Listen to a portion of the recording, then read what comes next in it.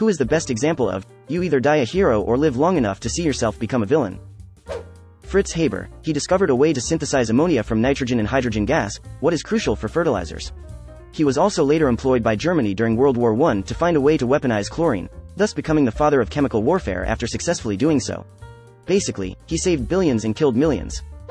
Rudy Giuliani, from America's Mayor to America's Nightmayor.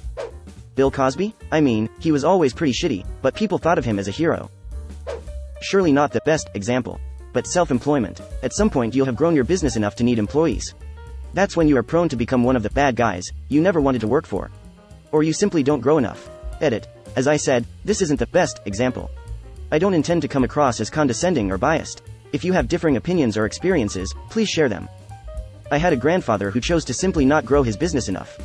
Not sure how well that would work now, but he was able to make enough and was happy with his business at the small size he had it.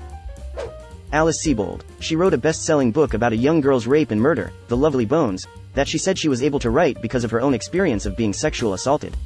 She made millions off the film rights and was hailed as a hero for her strength and resilience.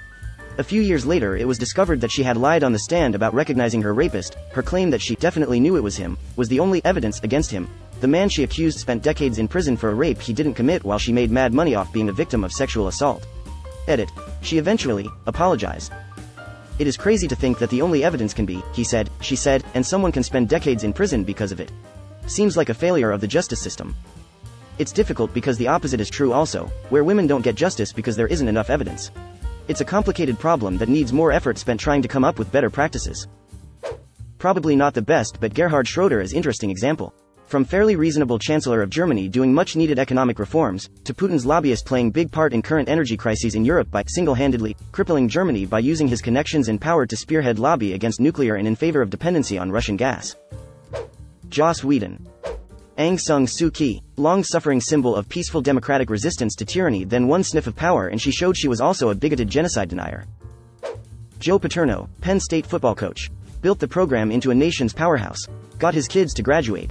Helped build the university donated millions.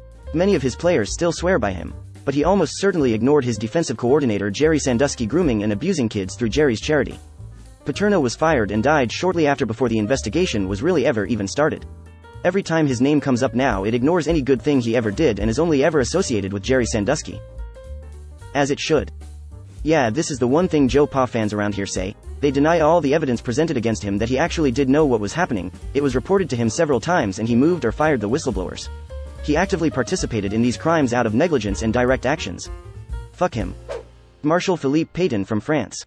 WW1 hero after Battle of Verdun and WW2 head of the collaborationist regime of Vichy that helped the Nazis.